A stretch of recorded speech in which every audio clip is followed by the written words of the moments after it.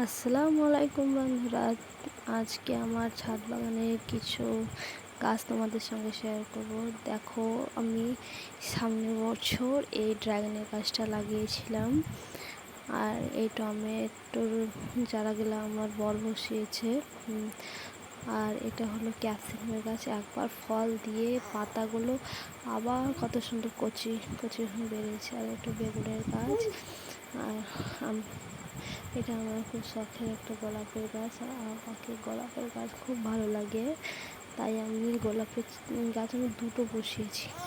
তারপর জবা ফুলে আছে, দেখো গোলাপ ফুটেছে, এত সুন্দর লাগছে যেন সামনে থেকে। আর দেখো জবাটার কালারটা হলো কমলা রঙের, আমি কমলা রঙটা নিয়েছি, লাল রঙটা নিইনি।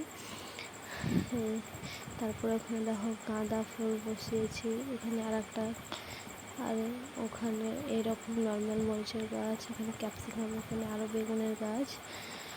আর